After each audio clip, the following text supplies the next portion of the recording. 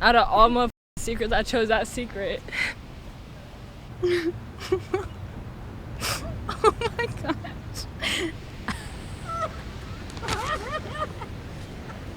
Read it out loud. Yeah, read the other person's secret Out loud? Yeah. But, oh God, okay. All right, I'm ready, queen.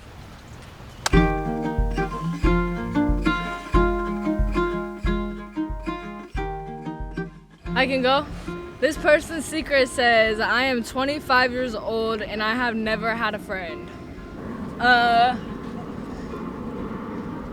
don't know, friendships are hard to come across, honestly, genuine friendships, but I hope you find one day. It's emotional for me. I know, I'm gonna keep going. Out of all my secrets, I chose that secret. I just lost a best friend recently. Not to death or anything, just I lost that friendship. So I'm just dealing with that. Yeah, that's why. But I genuinely hope if you guys see this, that you do find a genuine friendship, because when you do have a genuine friendship, they're genuine. Every time I go to a party, I think I'm gonna meet the love of my life, but it never happens. I met my husband at a party, so it can happen. Just keep looking. When I was young, I drank so much alcohol because I was sad and I wanted to die. I made it such a habit that I am now older and happy and can't quit. I will still probably die from it even though I no longer want to. As far as alcoholism, just keep yourself busy. Like every second of every day, find a hobby, find something that you like, and try to just drown the thoughts out with that. I've been through alcoholism. It's not fun. Sad. Oh my God. I told my grandmother that I love her. I whispered in her ear after she told me at age 75 that no one ever told her that she is loved. That was rough. That hit. That hit, dude. Because I don't really get along with my family like that, and it's sad. So I feel like family should be everything, but not for me, I guess. Once when I lived in student housing, I was woken up during the night by some scuffling. I was groggy and looked like some type of rat was messing with my drafting papers. So I caught it and threw it in the dumpster across the property. Oh. Next morning, my roommate wakes up telling me his pet hamster Tofu had escaped his cage overnight.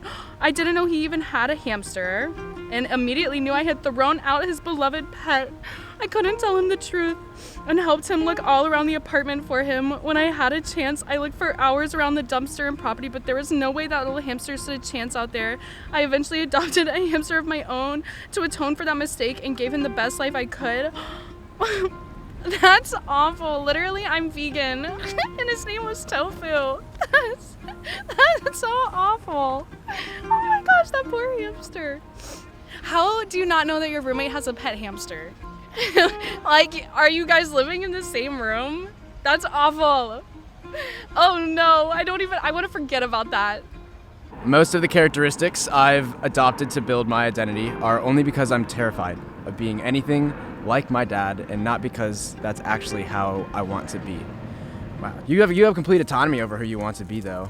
I think it's like very cognizant of you to realize that there's like different sources of where that can come from. But at the end of the day, as long as you're aware of that, you can always compare the person you are to the influences that are around you, and kind of make decisions on whether or not, you want to let the people in your lives influence the person that you are, or if you want to make something of yourself. I think this person's got a good head on their shoulders. Thank you for letting me read it. I lied to the guy I am seeing and told him I loved him because he said it and I felt bad. Maybe he needed to hear that. And as long as you're sharing love, it's okay. Don't feel bad.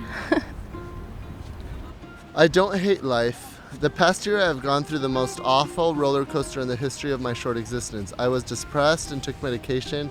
I've convinced myself and everyone around me that I wish I was never born, that I wish I could die right this second, but I love life. I love sunsets and warm tea, curling up in blankets and holding hands, being heartbroken and being loved, swimming, cycling, dancing, eating fruit and kissing. I was so good at convincing myself and the ones around me that now I am afraid to be judged if I admit how much I love being a human after all.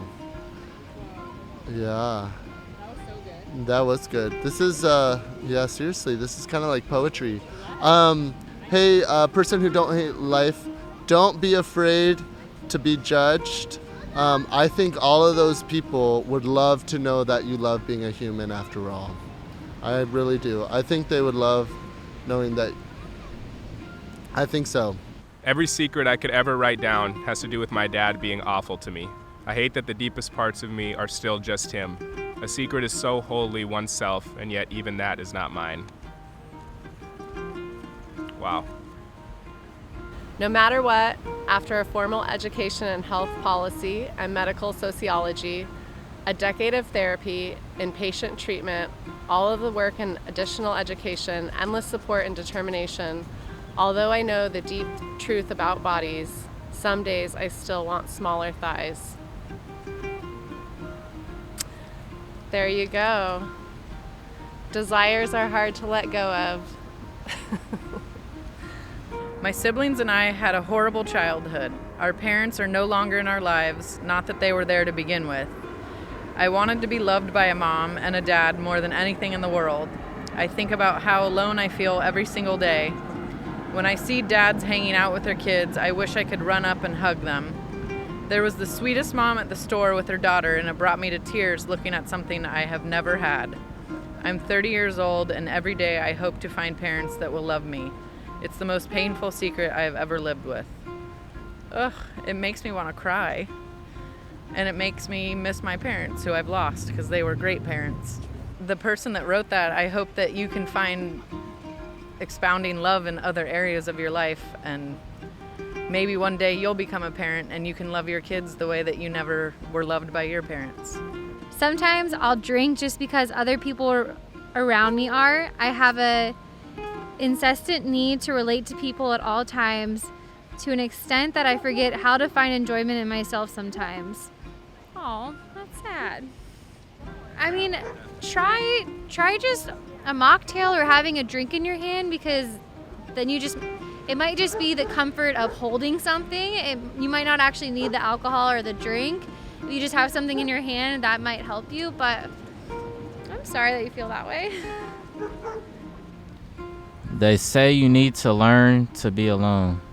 But when you already wake up alone, go to the movies alone, go to the museums alone, you feel me? Go to the shows alone, go to bed alone. I don't really know how much alone I can learn to be. We're better off by ourselves. I'll let y'all know a secret though, for real. Should I read one more? Okay, this is an internet one, I think. Okay, I'm a guy that really enjoys wearing women's panties and underwear. All sorts, thongs too. I do it partly because I enjoy the great variety and options, as well as the comfort is way better than what is offered for men from mainstream options. The only person who knows is my significant other. She loves me the way I am, but at times it bothers her, especially if she can tell I'm wearing a thong or some other panty out in public, which can make me feel a bit stifled. One other reason I wear panties is because I'm hopeful that if someone were to see the Victoria's Secret tag or thong whale tail, perhaps it will make them chuckle and have a funny laugh just for a moment. I hope not to weird anyone out. It's just a small secret part of me that makes me feel alive in a special way. I'm only human.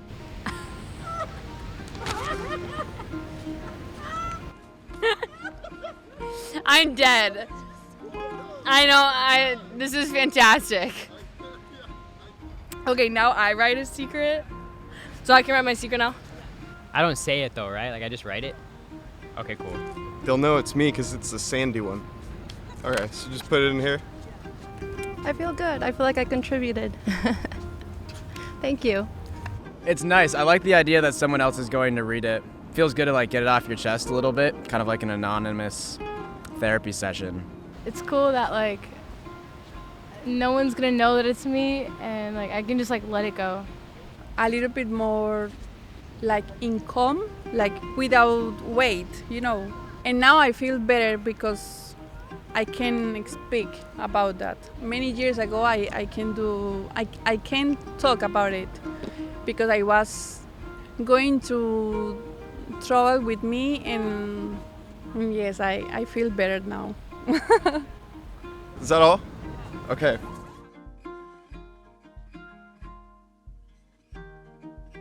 Hi everyone, thank you for watching. I'll be posting bonus footage from this episode on my Patreon. That means more answers and extended cuts of each answer. If you want to see it, you can sign up. I'll have it linked in my description. And if I ever do follow-ups on the people you see in this episode, that'll be on my Patreon as well. Thank you guys for watching. I love you all, and I'll see you next time.